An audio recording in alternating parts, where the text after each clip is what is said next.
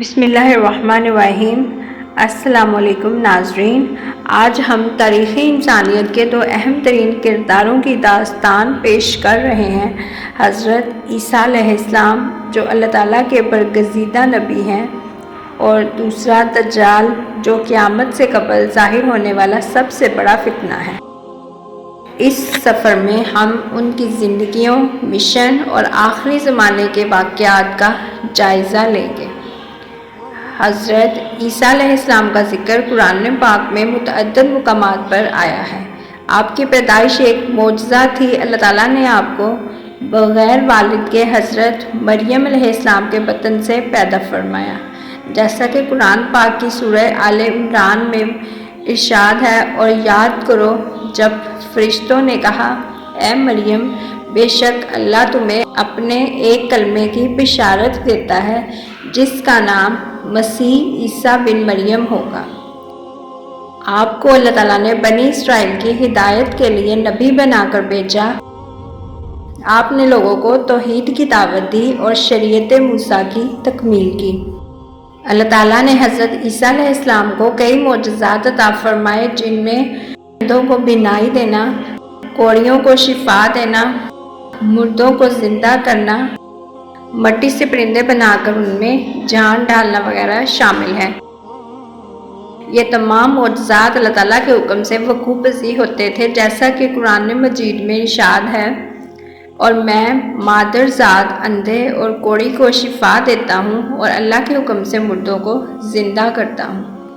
جب بنی اسرائیل کے بعض لوگوں نے آپ کی مخالفت کی اور آپ کو قتل کرنے کا منصوبہ بنایا تو اللہ تعالیٰ نے آپ کو اپنی جانب اٹھا لیا۔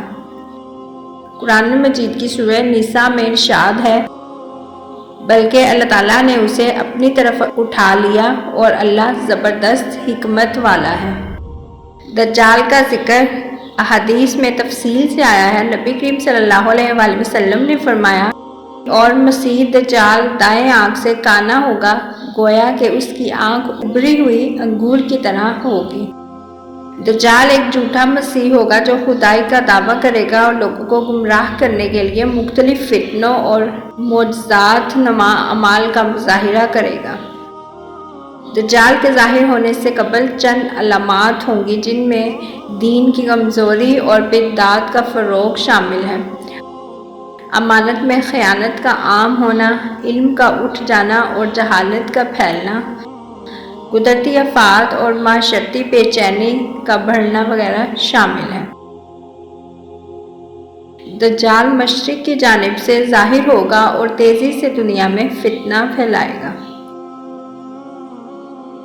دجال کے فتنے کے عروج پر حضرت عیسیٰ علیہ السلام دوبارہ زمین پر نازل ہوں گے۔